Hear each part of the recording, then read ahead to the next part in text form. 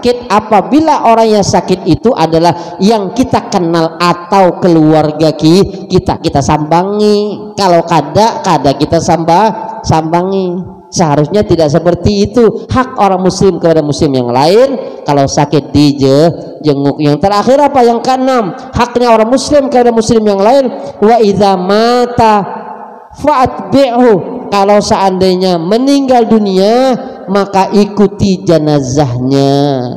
Pahalanya bukan main besarnya. Kalau seandainya kita tidak bisa mengikuti jenazahnya, paling tidak kita mensolati sidin, mensolat itu ya kan? Paling tidak kita mensolat. Dapat berapa? Satu qirat berapa? Satu qirat seperti Jabal Uhud. Jadi cukup sudah ya kan? Kalau seandainya dapat satu gunung Uhud, kalau bisa diikuti jenazahnya dapat dua ya kan? Jadi ini 6 lah. Sekali lagi boleh informasikan, hak muslim kepada muslim yang lain apabila bertemu dengan orang muslim yang lain mengucapkan salam, apabila dipanggil dijawab, apabila minta nasihat dinasihati, apabila bersim memuji Allah maka hendaklah dijawab dengan yarhamukallah, apabila sakit dijenguk, yang terakhir apabila meninggal dunia maka hendaklah sambangi dia. Ini hak orang muslim kepada muslim yang lain. Nah, adapun haknya tetangga kepada tetangga yang lain, wa ini istaqrabaka aqrabtahu. Ini yang susah nih. Ini yang agak susah. Apabila mereka meminta hutang atau misalkan meminta pinjaman, maka kalau ada duit maka hendaklah beri hutang.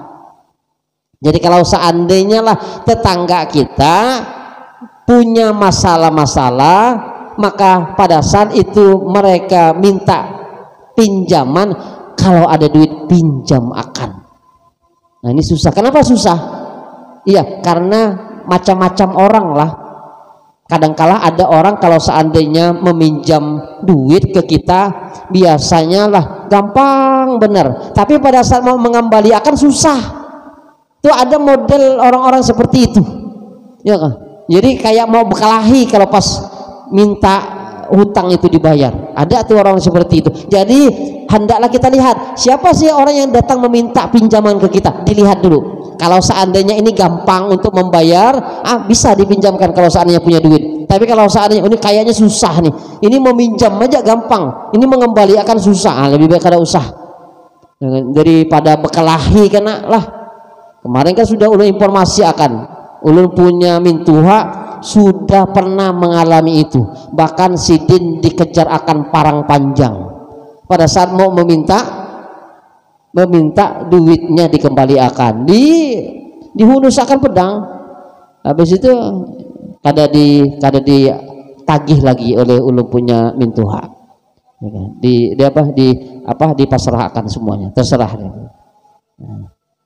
Wa ini tarkaba, yang terakhir nanti insya Allah akan kita informasi akan di lain kesempatan. Wa ini tarkaba amran yu'ibu sataratahu, kalau seandainya ada tetangga kita yang melakukan hal-hal yang bikin mereka tercela, melakukan kemaksiatan, melakukan keburukan, maka apa yang seharusnya kita lakukan? Yang harus kita lakukan bukan kasyaf tahu, bukan kita informasi akan kejahatan dan kejelekannya, bukan kita buka kepada halayak ramai, bukan kita foto lah ya kan, kita rekam lalu kita sebarkan, tapi di dalam kitab ini disebutkan kalau seandainya mereka bikin kesalahan maka satar tahu, hendaklah ditutupi kesalahannya rapat-rapat. Kalau bisa, kalau kita melihat, jangan pernah informasi akan, walaupun kepada anak dan istri kita, cukup kita saja yang tahu.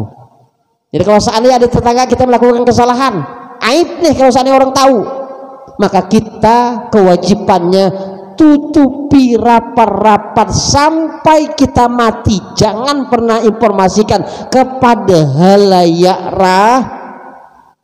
ramai. Sepakat ya? Tapi ini biasanya di sebagian orang susah, karena ada mulut orang tuh yang susah menahan. Kalau sudah ngelihat aib orang lain, sehari kawaknya menutup mulut tuh kawak, 2 hari kawak menutup, 3 hari, nah pas ketiga hari gatal mulut sidin, lalu terbongkar kemaksiatan yang dilakukan akan. Nah sering ulun informasi akan ulun punya guru bilang, kalau ada orang bilang dirinya soleh akan tetapi dia mengumbar aib orang soleh, maka pastikan orang itu bukan orang soleh, karena orang soleh tidak pernah membuka aib orang lain.